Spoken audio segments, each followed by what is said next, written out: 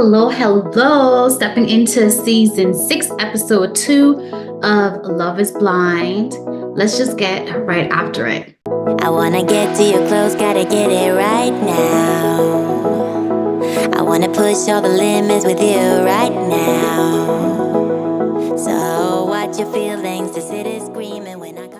So I'm Lene Willis, licensed therapist in Maryland, Ohio, and West Virginia, and I'm reviewing episode 2 of Love is Blind, season 6. And of course, this first episode was as expected. Couples are slowly forming here or there. I made some projections of who I think are going to actually connect and get together, but let's see what happens at the end.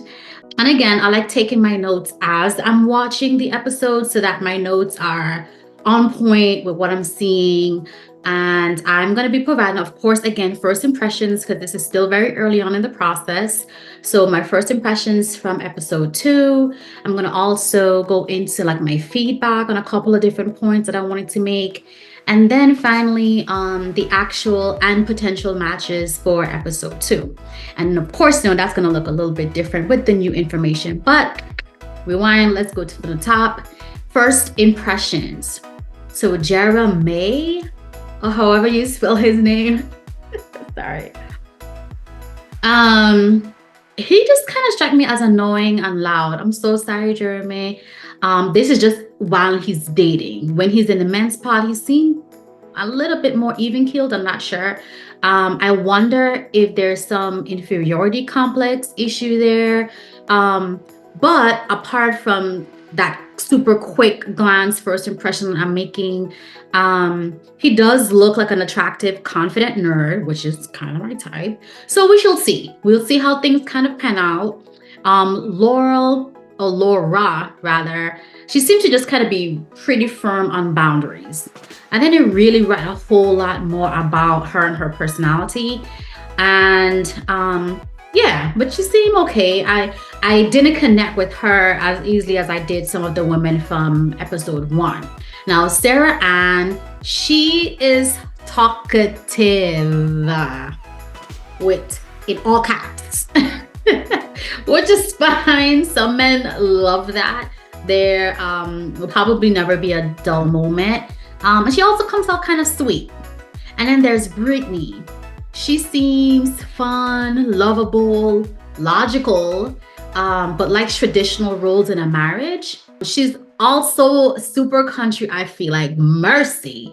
But again, she seems very purposeful and sweet.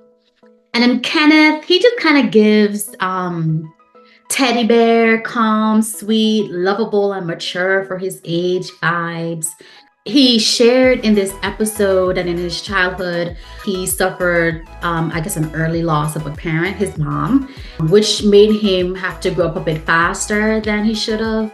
But that's led to him becoming more mature for his age and ready for a step like Love is Blind. But we shall see. I feel like I don't really have a good sense on a lot of the individuals that I was able to kind of pick out as first impressions for this episode. So that's Jeremy, Laura, Sarah Ann, Brittany, Kenneth. I don't really think I have too many other people that really came out in episode 2. I don't know how it's going to go in episode 3, but we shall see.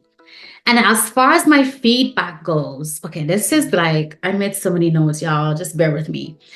So the question that first came to mind was, what do you do when you express love for someone sight unseen?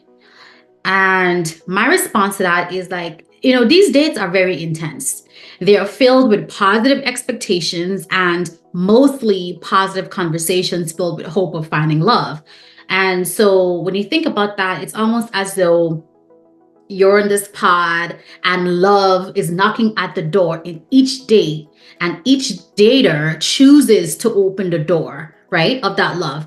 If what they hear from the person on the other side makes them feel good, right? That's legitimately in my head what I feel like they experience. So again, with the expression of love, if you say I love you, when you express love for someone sight unseen, it's based on all of those positive expectations, which is why things can, tend to change or shift a little bit once you actually interact with the person and see them for the first time. The challenges with sharing your dates with others can be a lot. So when I say that, I'm talking about, when the individuals go on their dates or whatever, and they come back to the men and the women's lounge and they share with the other men or the other women what's going on in their individual dates, it could look differently depending on how things are shared.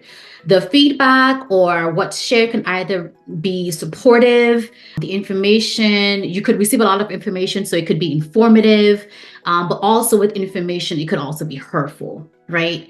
You probably know where I'm going with this, with the whole Amber situation and AD, with the triangle with Matthew, and how Matthew was kind of repeating the same things to Amber that he had repeated to AD the day previously. So this is just a whole lot. I think it's important to share your dates with other people because it gives you outside perspective on what's going on.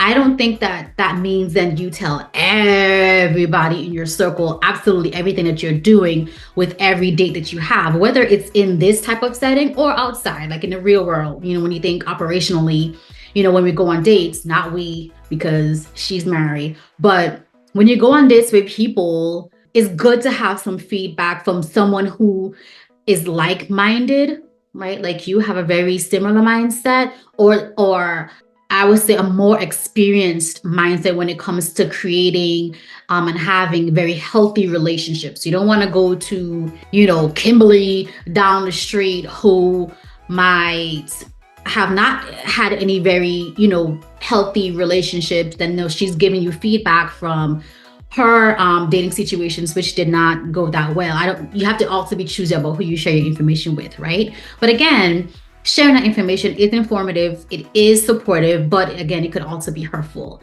And you may learn quality information that the person you're dating is just for you or is communicating the same things they say to you to someone else. So Amber, definitely you need to run to the hills. I mean, I don't know what Matthew was thinking. He seemed so broken up over Amber leaving, right? When you kind of witnessed that exchange, he came into the room and he was like sobbing a little bit.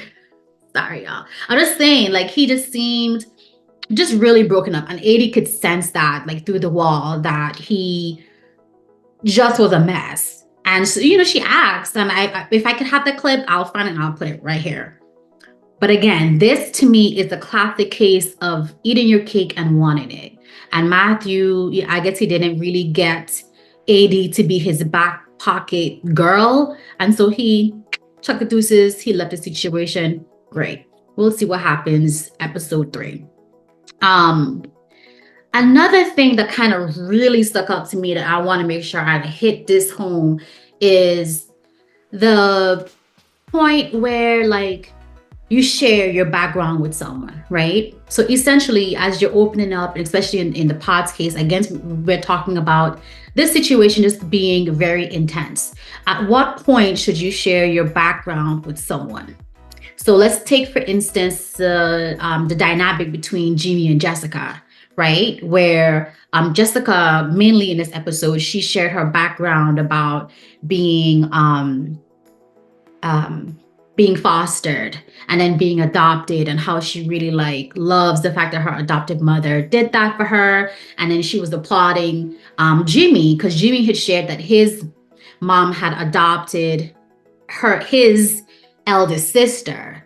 And so Jessica was just enamored with the whole thing. And I know someone from the outside looking in is going to say, oh, they're trauma bonding. But technically, they were not, because they did not bond over the trauma that Jessica experienced.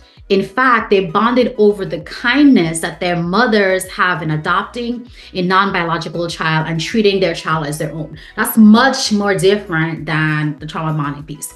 Trauma bonded, for example, would be if Jessica and Jimmy connected on having a difficult childhood and becoming emotionally connected to those negative experiences and the emotions that went along within those experiences. So in this case, and again, considering the pace of dating on the show, it is appropriate for them to share this information. And I think the timing in which it came out and the way that they supported one another is definitely not trauma bonding. It was just a healthy connection. So I'm gonna leave that there. If you have any comments, any feedback on that, of course, put it down below. I want to hear all your feedback, and I'm gonna move this right along.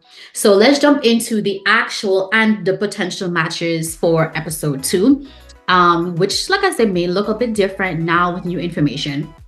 So Johnny and Amy, I think based on the days that we view, they seem to be a good fit. Then there's Kenneth and Brittany. For them, I'm kind of iffy on this because I don't know if their conversations have gone deep enough to even call it a potential match. So I don't know. Let's kind of like put them in gray as a potential match. And then Matthew and Amber, though I hope she doesn't give him, like take him on it seriously because she left and he left. And I know he was trying to get AD and Amber to both leave so he could connect with one or the other. Who knows? I don't know if they would connect at some point during the course of the show in order for us to find out at some point if they came back, if they reconnected, if they were able to fit together. I hope not. I hope Amber doesn't take him on seriously, but I could see she was just distraught to find out, to learn that he was pretty much just replicating a conversation he'd had with AD the day prior with her. And she was so enthusiastically sharing this information. She felt extremely special. And she did not realize that she was the number 2 person. But we'll see what happens. I liked Johnny and Amy. I think it was a good match. Let's see. We'll see how episode 3 goes.